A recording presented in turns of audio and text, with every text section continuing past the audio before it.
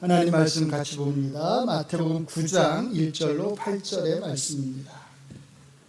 신약성경 마태복음 9장 1절로 8절까지 하나님 말씀을 제가 읽어드리도록 하겠습니다. 예수께서 배에 오르사 건너가 본 동네에 이르시니 침상에 누운 중풍병자를 사람들이 데리고 오거늘 예수께서 그들의 믿음을 보시고 중풍병자에게 이르시되 작은 자야 안심하라 내 죄사함을 받았느니라. 어떤 서기관들이 속으로 이르되 이 사람이 신성을 못 오가도다. 예수께서 그 생각을 아시고 이르시되 너희가 어찌하여 마음에 악한 생각을 하느냐. 내 죄사함을 받았느니라 하는 말과 일어나 걸어가라 하는 말 중에 어느 것이 쉽겠느냐. 그러나 인자가 세상에서 죄를 사하는 권능이 있는 줄을 너희로 알게 하려 하노라 하시고 중풍병자에게 말씀하시되 일어나 내 침상을 가지고 집으로 가라 하시니 그가 일어나 집으로 돌아가거늘 무리가 보고 두려워하며 이런 권능을 사람에게 주신 하나님께 영광을 돌리니라. 아멘. 지난주에 저희가 다룬 이야기, 예수님께서 귀신 들린 두 사람을 치유하시는 이야기는 크게 두 가지 메시지를 우리에게 주고 있습니다. 첫째, 자연에 이어서 이제 귀신들까지도, 영적인 세력들까지도 다스리시는 예수님의 구원의를 우리에게 보여줍니다. 둘째, 귀신들이 한 말, 뭐라고 그랬죠? 때가 이르기 전에 우리를 괴롭게 하려고 여기 오신 겁니까? 라고 하는 이 말을 통해서 예수님이 오신 것은 하나님의 정하신 때가 되어서 오셨다고 하는 것. 그리고 이 때는 사실 구약 성경이 항상 말해온 하나님을 대적하는 자들, 하나님의 뜻을 거스리는 그 악한 세력들을 마지막으로 최종적으로 심판하시는 그때, 그걸 우리가 뭐라고 한다고 했냐면 종말론적 심판이라고 한다고 그랬어요. 바로 그 종말론적인 심판의 때를 가리킨다는 것입니다. 이렇게 이 두 번째 이야기에도 사실은 첫 번째 이야기와 마찬가지로 예수님의 권위와 종말론적 심판이 함께 들어가 있는 것을 우리가 알 수 있어요. 이제 마지막 세 번째 이야기입니다. 첫 번째 이야기에서처럼, 그리고 또 두 번째 이야기에서처럼 이 세 번째 이야기를 통해서도 우리는 마태복음이 또는 마태복음의 저자가 우리에게 무엇을 말하려고 하는지 그 중심 메시지를 분명하게 알 수 있습니다. 예수님에게는 하나님에게만 있는, 하나님에게만 속하는 권세, 어떤 권세요? 죄를 사하시는 권세가 있다는 것이에요. 자, 그런데 중요한 것은 마태복음의 저자가 이것을 어떤 방식으로 드러내느냐, 그 방식, 방법을 아는 것입니다. 예수님은 제자들과 배를 타고 갈릴리 바다, 정확히 이제 호수를 건너서 이방의 땅인 가다라 지역으로 가셨어요. 그런데 그곳 주민들이 떠나달라고 요청을 했기 때문에 예수님은 또 떠나셔서 다시 돌아오십니다. 1절 말씀대로 하면 본 동네예요. 본 동네가 어딜까요? 가버나움이죠. 가버나움으로 다시 돌아오신 거예요. 그리고 오늘 이야기는 바로 이 가버나움에서 일어난 일입니다. 사람들이 침상에 누워있는 한 중풍병자를 예수님에게 데려왔습니다. 여러분이 잘 아는 대로 마가복음에서는 사람들이 너무나 많아서 이 중풍병자를 데리고 온 이 사람들이 이 중풍병자를 예수님이 말씀하시는 그 지붕을 뚫고서 예수님 앞에 내려놓았다고 말합니다. 굉장히 감동적인 장면인데 마태복음은 이 이야기를 빼놓고 있습니다. 전혀 언급하지 않아요. 마태복음에서는 그저 예수님이 그들의 믿음을 보시고 중풍병자에게 이렇게 말씀하셨다고 합니다. 작은 자야 안심하라 내 죄사함을 받았느니라. 예수님이 조금 실수하신 것 같아 보이기도 합니다. 사람들이 이 중풍병자를 예수님 앞에 이렇게 데리고 온 것은 왜 데리고 온 거예요? 내 죄사함을 받았다. 이 말을 듣기 위해서 데려온 건 아니잖아요. 이 중풍병자를 고쳐달라고 데려온 거예요. 누구나가 그것을 알 수 있었을 거예요. 예수님도 당연히 아셨을 것입니다. 그런데 예수님은 그럼에도 불구하고 이 중풍병자를 향해서 이렇게 엉뚱한 말씀을 하시는 것 같아요. 내 죄사함을 받았느니라. 이것은 예수님께서 아심에도 불구하고 이렇게 말씀하셨다고 하는 것은 예수님에게 어떤 의도, 이렇게 말씀하시는 특별한 목적이 있었다는 거죠. 자, 먼저 이곳에 있던 서기관들은 이 예수님의 말씀을 듣고서 속으로 이렇게 생각을 했습니다. 이 사람이 신성을, 하나님을 못 오가는구나. 여기에서도 우리는 마태복음의 저자가 마가복음의 말씀을 굉장히 많이 생략하고 있다고 하는 것을 알 수 있습니다. 한번 보시죠. 자, 마가복음은 이렇게 기록하고 있어요. 이 사람이 어찌 이렇게 말하는가? 신성모독이로다. 오직 하나님 한 분 외에는 누가 능히 죄를 사하겠는가? 이렇게 길게 말하는 것을 마태복음의 저자는 짧게 이 사람이 신성을 모독하도다 이렇게만 말을 합니다. 자, 그래서 여기에 한 가지 드는 의문이 있는 거예요. 마태복음의 저자는 지금 뭘 우리에게 말해주고 싶은 거냐면 예수님에게 무슨 권세가 있다? 하나님만 가지고 계시는 죄를 사하는 권세가 있다. 이걸 우리에게 말해주고 싶은 거잖아요. 그렇다면 우리가 생각할 때 마가복음이 너무나 분명하게 기록하고 있는 표현, 뭐라고 말해요? 마지막에 오직 하나님 한 분 외에는 누가 능히 죄를 사하겠느냐라고 하는 바로 이 표현, 이것을 넣는 게, 그렇죠? 넣는 게 좋았을 것 같은데 이것을 왜 빼고 있느냐라는 것이에요.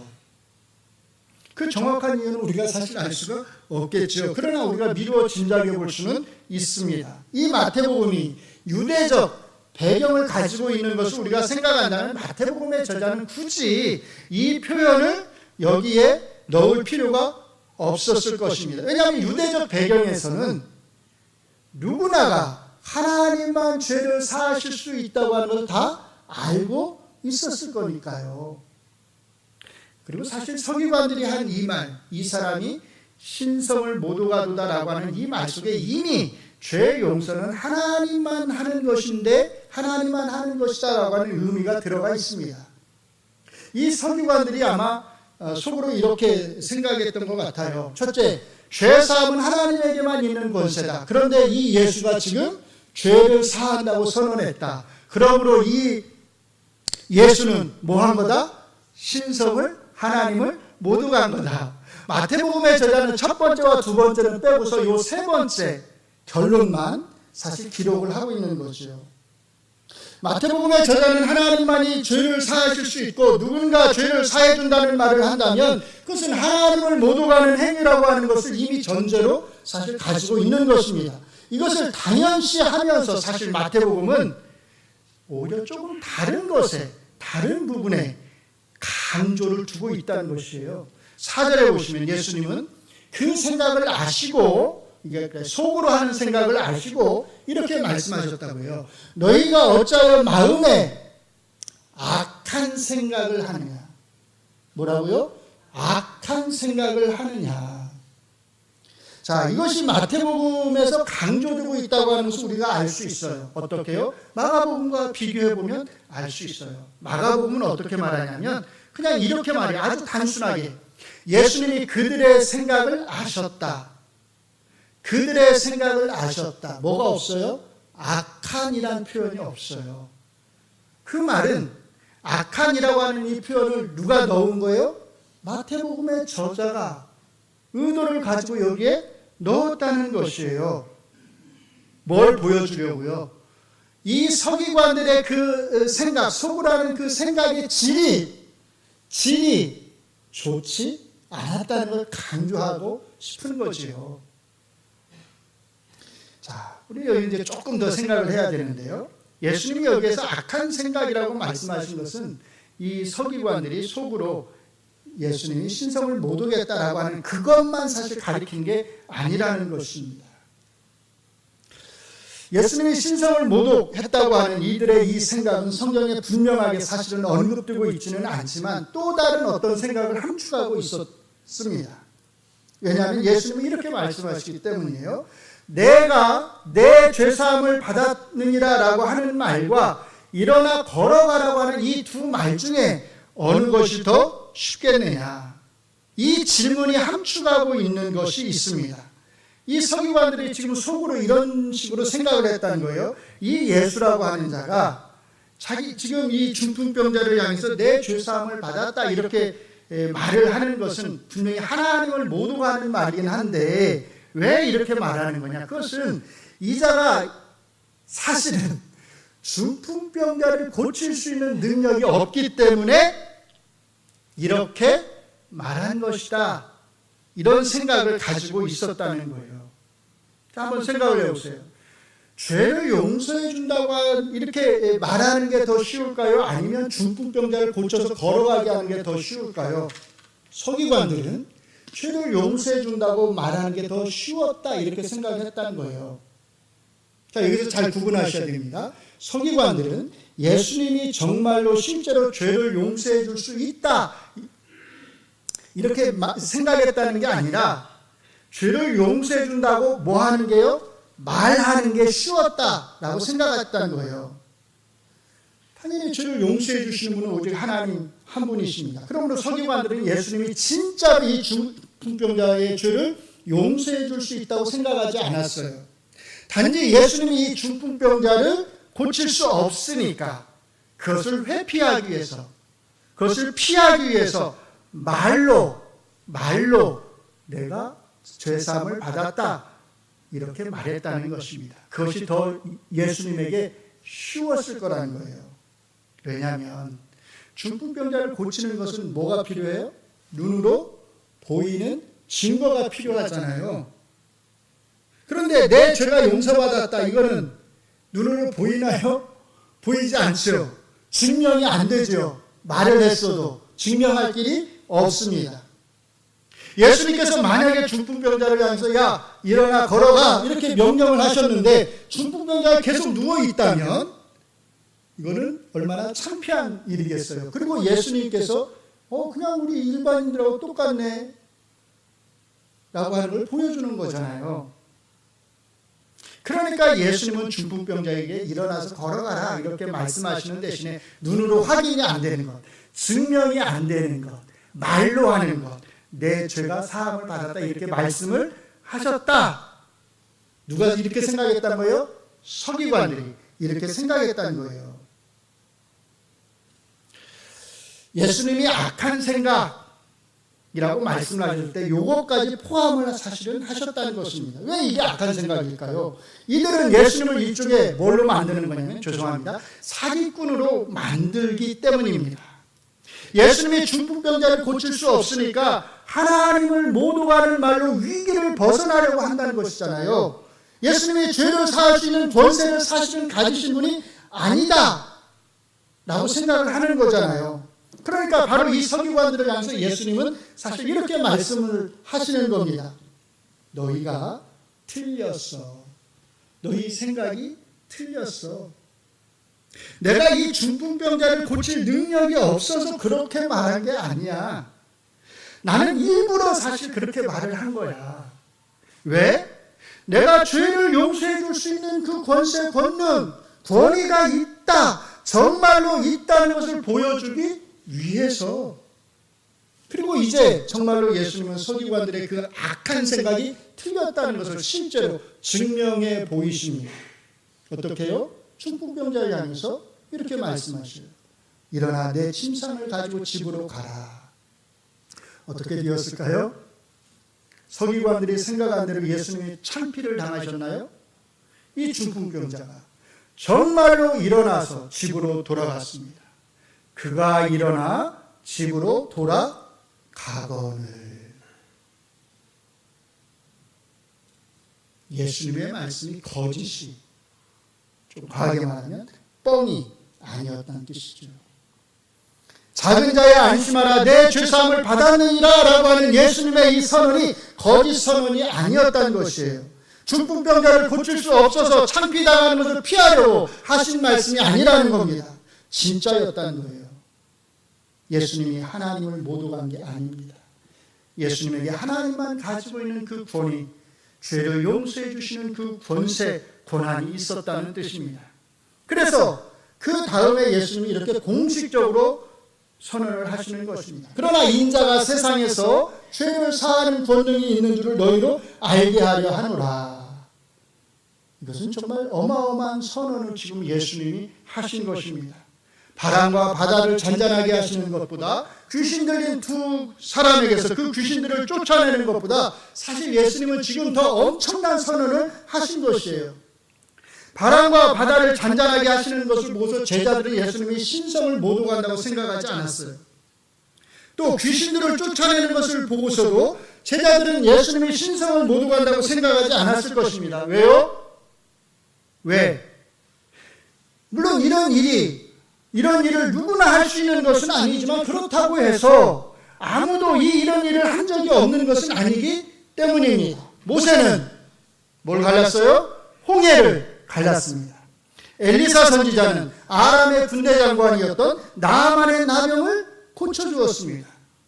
이사야 선지자는 히스기야 왕이 가지고 있던 그 불치병, 왕의 종기를 치유해 줬습니다.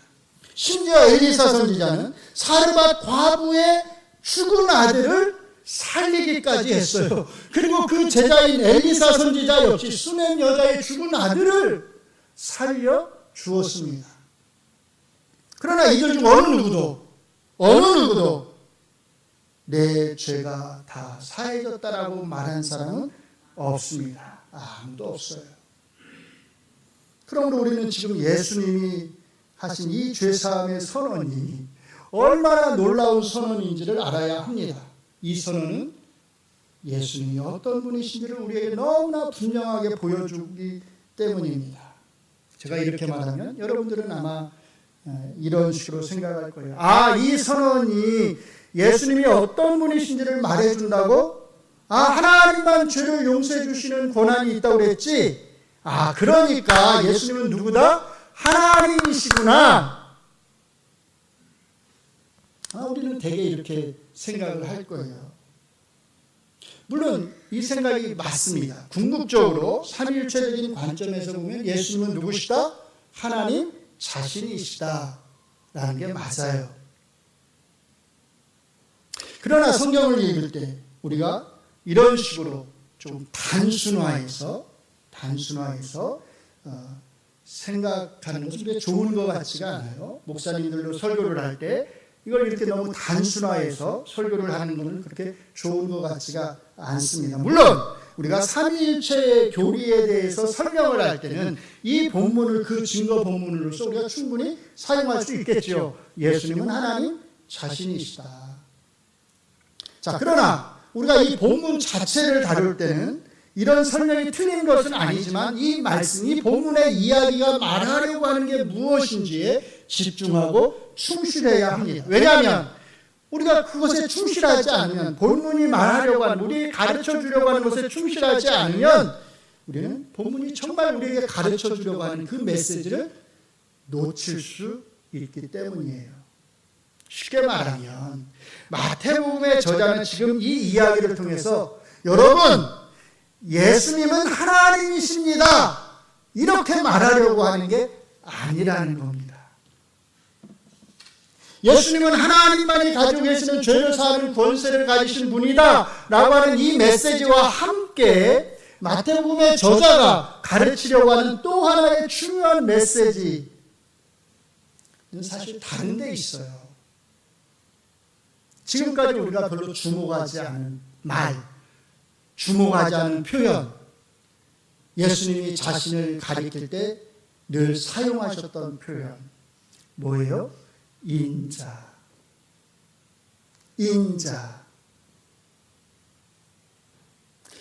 하나님만 가지고 계시는 그 권세, 죄를 사하시는 그 권세를 가지신 예수님이 어떤 분이신지 아느냐? 라고 하는 이 질문에 마태복음의 저자는 그분은 하나님이시다 이렇게 말하려고 하는 게 아니라 그분은 누구이시다?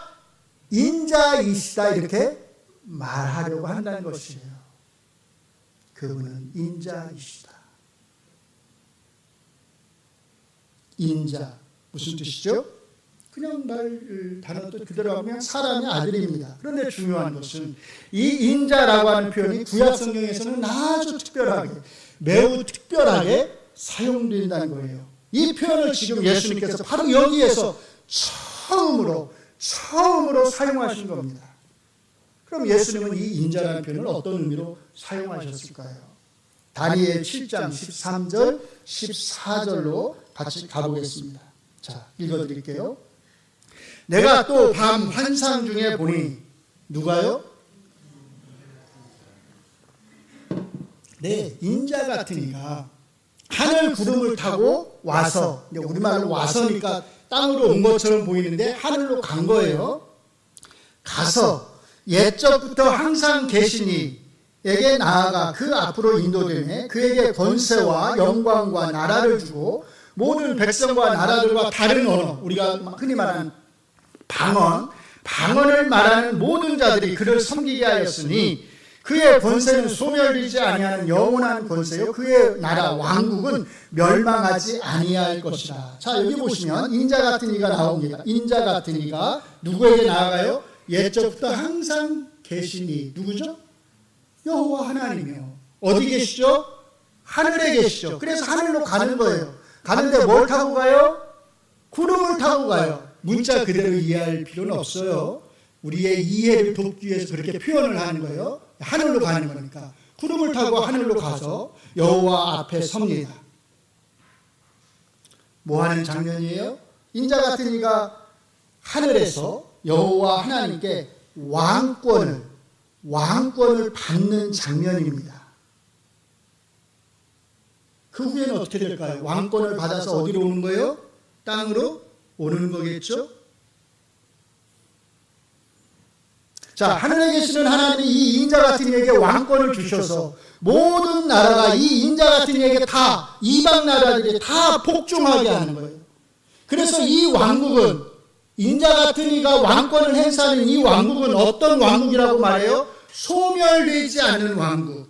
또 어떤 왕국이에요? 멸망하지 않는 왕국. 영원히 계속되는 왕국. 이 왕국의 왕권을 인자 같은 이가 하늘에 가서 받는 장면입니다. 이 말씀들이 가리키는 것이 뭐냐면 하나님이 이 인자 같은 이를 통해서 세우실 영원한 왕국이 있다는 것입니다. 우리가 보통 하나님 나라라고 말하는 것, 우리가 천국이라고 부르는 바로 그 왕국이에요. 그런데 그 왕국에 대한 왕권을 누구에게요? 인자 같은 이에게 주신다는 거예요. 그러니까 오늘 마태복음 본문에서 예수님이 자기 자신을 가리켜서 인자 이렇게 표현을 하셨을 때 이것은 그냥 단순히 난 사람의 아들이야 이렇게 말씀하시는 것이 아니라 다니엘서 7장이 말하고 있는 누구요? 인자 같으니 왕권을 하나님에게서 받으신 바로 그 인자 같은 이를 염두에 두시면서 내가 바로 그 인자다라고 말씀을 하신다는 겁니다. 쉽게 말하면 인자라는 이 표현을 통해서 예수님은 지금 자기 자신이 어떤 분이신지를 드러내시는 거죠. 나는 다니엘 7장이 말하는 인자 같은 이다. 나는 하나님이 주시는 이 땅의 모든 왕권을 가지고 있다. 바로 이것이 오늘 말씀, 죄 사함과 관련된 예수님 말씀의 핵심입니다. 예수님이 이 중풍병자의 죄를 사해 주실 수 있었던 것은 그분이 누구였기 때문에요? 다니엘서가 말하는 그 왕권을 소유하신 분이었기 때문입니다. 다시 한번요. 예수님이 이 중풍병자의 죄를 사해 주실 수 있었던 것은 예수님이 어떤 분이었기 때문에요? 다니엘서 7장이 말하는 그 인자 같은 이 하나님에게서 왕권을 받으신 영원한 그 나라의 왕권을 받으신 바로 그분이었기 때문이라는 것이에요. 미리 말씀을 좀 드리면 마태복음이 끝날 때 마지막 28장에서 예수님이 제자들을 모아놓고 이렇게 말씀하셨습니다. 하늘과 땅의 모든 권세를 내게 주셨으니 그러므로 너희는 가서 모든 민족을 제자로 삼아라. 하늘과 땅의 모든 권세를 내게 주셨다. 어디서 나온 말씀이에요? 원출처가 어디란 거예요? 다니엘 7장이요. 우리는 그냥 그 말씀을 늘 외우지만 예수님은 그 말씀이 다니엘 7장에서 나온 것이라고 우리에게 가르쳐 주시는 것입니다. 여기서도 예수님은 하늘과 땅의 모든 권세를 받으신 인자로서 제자들에게 복음을 선포하라고 명령하시는 것입니다.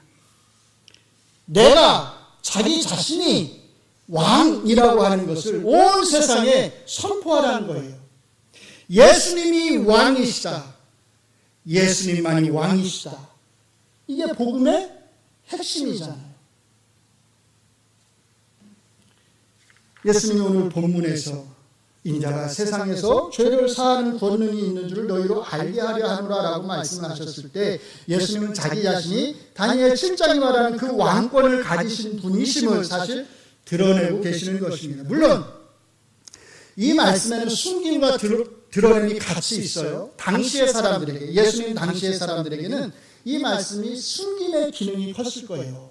그러나 오늘 우리에게는 숨김의 기능보다 드러냄의 기능이 훨씬 큽니다. 명백합니다. 왜? 우리가 사는 이 신약의 시대에는 예수님에 대해서 감추어진 것, 숨겨진 것, 비밀이 더 이상 없기 때문이에요. 우리는 이 인자가 어디서 나온 표현이라고 하는 것을 알잖아요. 그러므로 죄사함과 예수님의 왕권, 왕되심은 나뉠 수가 없습니다. 예수님이 죄를 사할 수 있는 권세를 가지신 것은 그분이 인자로서 하나님이 주신 왕권을 가지고 계시기 때문입니다. 바로 여기에서도 예수님의 왕되심과 천국의 임함이 드러나는 것입니다. 물론 죄를 사하시는 그 권세를 가지신 인자로서의 그 예수님의 왕되심은 궁극적으로 어디서요? 십자가에서, 십자가의 죽으심과 부활을 통해서 이루어질 것입니다. 그것은 아직 미래의 일로 남아 있습니다. 그래서 예수님은 왕이신데 고난당하시는 왕이신 것입니다. 중요한 것은 예수님이 십자가의 고난을 통해서 왕이 되시는 게 아니라는 거예요. 예수님은 십자가에서 죽으심으로 말미암아 우리의 모든 죄를 다 사해 주심으로 말미암아 왕이 되신 게 아니라는 거예요. 그분은 이미 왕으로 오셨고 왕으로 고난을 당하셨습니다. 그리고 그 왕권을 십자가의 죽음 후에 나중에 미래에 부활하셔서 행사하시는 것이 아니라 지금 여기에서 이 본문에서 이 중풍병자의 병을 고쳐주시는 그 치유의 능력을 통해서 뿐만 아니라 내 죄가 다 사해졌다고 하는 이 선언을 통해서 예수님은 자신이 받아오신, 자신이 가지고 계신 그 왕권을 행하고 계시는 것입니다. 바로 이것이 이 이야기의 핵심 메시지입니다. 그러므로 이 이야기는 단순히 예수님이 중풍병자를 치유하는 그런 치유 이야기가 아닙니다. 이 이야기는 단순히 예수님은 하나님이시다 이렇게 말하는 이야기가 아니라는 것이에요. 이 땅에 고난받는 왕으로 오신 인자로서의 예수님에 대한 이야기입니다. 어떻게 하는 거죠? 어떻게 하는 거예요? 이 인자이신 왕 앞에 나오라는 것이죠. 그래서 내 죄사함을 받았다라고 하는 이 선언, 이 말씀을 들으라는 것입니다. 이분에게만 죄를 사할 수 있는 그 권세가 있으니까 다른 데 가지 말고, 다른 사람 찾아가지 말고, 이상한 데 찾아가서 괜히 재산 낭비하지 말고, 시간 낭비하지 말고 이분에게 나와서 내 죄가 다 사함을 받았느니라 라고 하는 이 말씀, 이 선언을 들어야 한다는 거예요. 그래야 이분이 다스리시는 그 왕국에서, 어떤 왕국이라고 그랬죠? 소멸하지 않는 왕국, 멸망하지 않는 왕국, 그 영원한 왕국에서 병들지 않고 죽지 않고 영원히 살 수 있다는 겁니다. 정말일까? 정말일까? 예수님이 너무 과하게 말씀하시는 게 아닐까? 속된 말로 뻥이 아닐까? 악한 생각입니다. 그 악한 생각으로 인해서 예수님이 주시는 죄사함을 받지 못한다면, 이 선언의 말씀을 우리가 듣지 못한다면 우리는 여전히 죄의 지배 아래 살 수밖에 없고 궁극적으로는 영원히 꺼지지 않는 지옥불 속에 던져지게 될 것입니다. 그러나 우리가 예수님 말씀에 순종해서 예수님 앞에 나오면 우리는 내 죄가 다 사해졌느니라, 내 죄가 다 사해졌느니라, 이 말씀을 듣게 될 것입니다. 나는 죄인이 아니다. 내가 왜 죄인이야? 악한 생각입니다.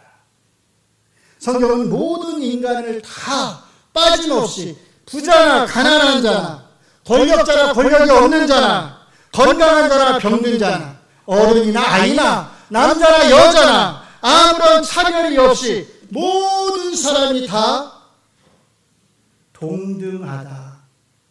동등하게 만드는 두 가지가 있습니다. 첫째, 죄인이라는 거예요. 다 죄인이라는 겁니다. 부자도 죄인이고 가난한 자도 죄인이고 어른도 죄인이고 아이도, 심지어 갓 태어난 아이도 죄인입니다. 나는 죄인이 아니야 라고 선언할 수 있는, 말할 수 있는 사람은 아무도 없습니다. 그래서 바울 사도께서는 모든 사람이 죄를 범하였음에 라고 선언하신 것이에요. 시편 14편 3절은 선을 행하는 자가 없나니, 그 다음에 뭐죠? 하나도, 한 명도 없다, 이렇게 선언합니다. 다윗은 또 이렇게 고백합니다. 내가 죄악 중에 출생하였으며 어머니가 죄 중에서 죄 가운데서 나를 잉태하였나이다. 성경은 죄 앞에서 모든 인간이 평등하다, 동등하다라고 선언합니다. 또 하나, 성경이 모든 인간을 평등하게 만드는 것이 있습니다. 그것은 바로 그렇기 때문에, 모든 인간이 다 죄인이기 때문에 모든 인간이 다 하나님의 은혜를 필요로 한다는 것이에요. 모든 사람에게 예수님의 십자가 구속의 은혜가 필요하다는 것입니다. 여기에는 예외가 있을 수 없습니다. 모든 사람이 다 예수님의 입에서 나오는 바로 그 말씀, 내 죄가 다 사해졌다는 그 말씀을 필요로 한다는 것이에요. 그 누구에게서도 이 선언을 들을 수 없습니다. 예수님 외에 누군가 이 선언을 한다면, 이런 말을 한다면 그는 예수님의 왕권을 훔친 자, 가짜입니다. 만약에 여러분이 지금 당하고 있는 어떤 고통스러운 질병에서 고침을 받는 것과 내 죄가 다 사해졌다라고 하는 이 말씀을 듣는 것, 이 둘 사이에서 어느 하나만을 택해야 한다면 여러분은 어느 쪽을 택하시겠습니까? 우리의 욕심은 당연히 둘 다를 택하고 싶겠지만, 혹시 둘 다는 안 될까요? 이렇게 묻고 싶겠지만, 성경은 맞아요, 안 된다고 말합니다. 성경은 언제나 우리에게 둘 중에 하나만 선택할 것을 강요합니다. 그리고 그 선택을 통해서 여러분의 그 믿음과 고백이 참된 것인지 아닌지가 드러나게 됩니다. 사랑하는 성도 여러분, 작은 자야 안심하라, 내 죄사함을 받았느니라라고 하는 이 선언, 이 말씀을 여러분의 것으로 만드시기 바랍니다. 이 선언 속에 사실은 여러분이 지금 당하고 있는 그 질병에 대한 치유, 일시적 치유가 아니라 영원한 치유, 다시는 질병이 여러분들을 괴롭히지 못하게 하는 바로 그 치유, 그 치유에 대한 약속이 들어있음을 기억하시기 바랍니다. 마태복음 24장 30절에서 예수님은 이렇게 말씀하셨습니다. 같이 읽겠습니다. 시작. 그때에 인자의 징조가 하늘에서 보이겠고 그때에 땅의 모든 족속들이 통곡하며 그들이 인자가 구름을 타고 권능과 큰 영광으로 오는 것을 보리라. 아멘. 어디를 염두에 두신 말씀인지 알겠죠? 구름을 타고 하늘에서 오신답니다. 뭘 받아서요? 왕권을 받아서요. 그러니까 바로 예수님이 이렇게 오실 때 다니엘 7장 13절 14절이 말하고 있는 그 말씀이 이미 성취되긴 했지만 온전히 예수님을 통해서 바로 그날에 성취될 것입니다. 바로 그날에 우리 모두가 주님의 이 오심을 슬픔이 아닌 기쁨으로, 감사함으로, 즐거움으로 맞이할 수 있기를 주의 이름으로 축원합니다. 기도하겠습니다. 그 누구도 우리에게 해줄 수 없는 말, 그러나 우리가 반드시 들어야 하는 그 말, 네, 제가 다 사함을 받았다라고 말씀해 주신 주님 감사합니다. 아직도 우리 가운데 이 말씀을 듣지 못한 이가 있다면 주께서 크신 은혜를 베풀어 주셔서 그 마음을 열어주시고 그 복된 말씀을 들을 수 있는 귀를 허락하여 주시옵소서. 오직 주님만이 우리의 참된 왕, 고난 받으신 왕, 인자이심을 고백하며 그 고백에 합당하게 주님의 뒤를 따라가게 하여 주시옵소서. 이 땅에서는 우리가 잠시 이런저런 어려움을 당하고 또 육체의 질병으로 인하여서 고통을 당하나, 그러나 이미 우리의 왕이신 주님이 우리의 고통의 모든 문제를 다 해결해 주신 줄로 믿습니다. 그 믿음으로 오늘도 주께서 택하여 부르신 주의 백성들이 예수님으로 인해 기뻐하고 감사하며 즐거워하는 복된 삶을 살아가게 하여 주시옵소서. 예수님 이름으로 기도합니다. 아멘.